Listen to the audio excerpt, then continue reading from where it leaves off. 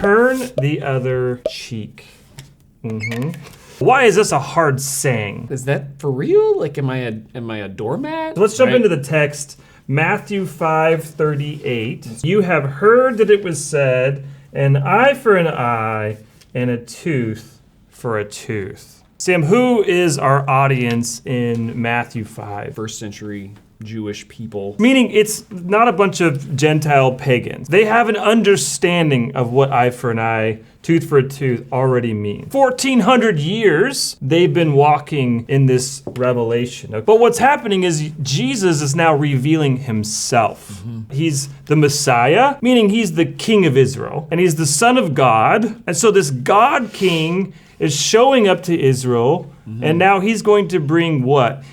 Revelation. Yeah. So he's bringing what the Lord revealed on Mount Sinai, and now he's saying, "Here I am. I'm gonna help. I'm gonna help explain it to you." Exactly.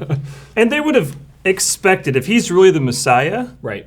this is what the Messiah would do. Like, if you're the King of Israel, what a king makes laws. That's what a good king does. So, Sam, does eye for an eye mean you poke out somebody's eye when they poke out your eye?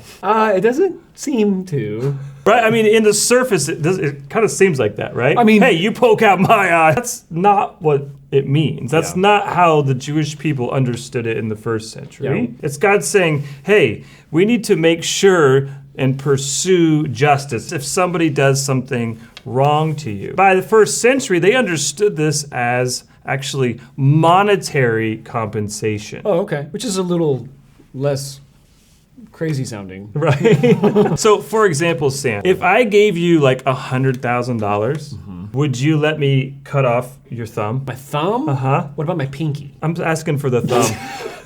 100,000? Is it worth $100,000 if I cut off your thumb? Which thumb? Left hand or right hand?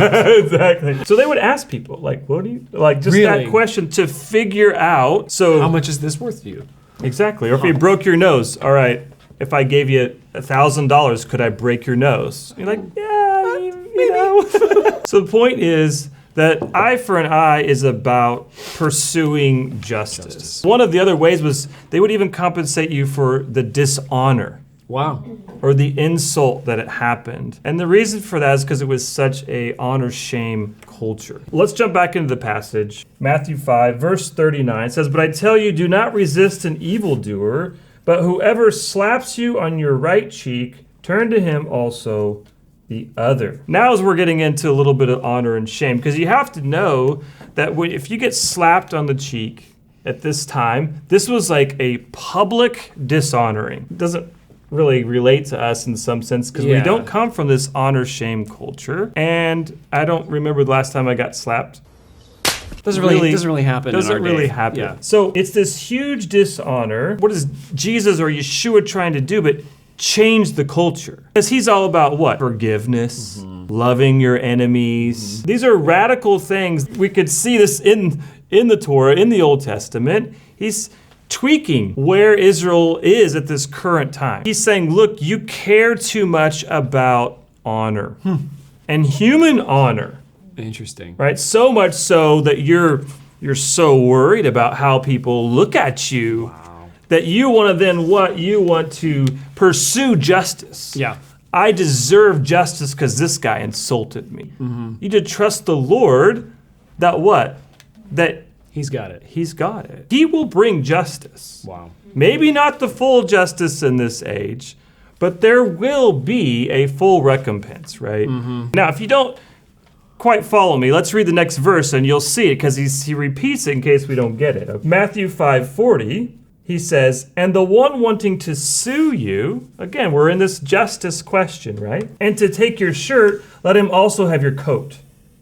Okay, now look, a lot of people were poor, okay? And it's not like today where, they had a closet full of clothing. They had one outer coat, and then they had an undershirt. And it's interesting because it says, you gave someone your undershirt, which you would never do. That sounds right. It sounds like It's nakedness. He's being really extreme here. He's saying, well, just give him all your clothes, which means you'd be dishonoring yourself. Wow. And he's trying to go after this honor issue. Now, Sam, does that mean that is Jesus saying, hey, if someone sues you and you give them your shirt, I want you to start going around naked. I don't think that's the implication. He's Right. using this extreme language, right? He's trying to what? Shock Thank you. them. If we jump to verse 44, love your enemies Yes. and pray for those who persecute you, so that you may be children of your Father in heaven. Wow. And I'm highlighting you because a lot of times we think, oh, we need to love our enemies. But in this text, he's emphasizing so that we may become children of the Father. Yeah. And he's saying, look, hey, you're all worried about your own honor. I'm trying to help you become a child of the Father. This is kind of a radical culture. Like, this is this leading with forgiveness, Yeah. leading with loving your enemies. That's turn the other cheek. Wow. So it's a good one. It is. It's a good one. So, It is. any questions out there Yeah. on turning the other cheek? Hey, Sam, Uh-huh. you know it'd be awesome? What? Is if Grafted had more monthly supporters? That would be really awesome. Then we could make more videos, Yep.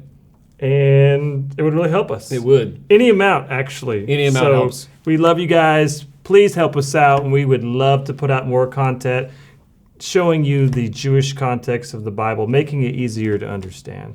Thank you so much. Thank you, guys.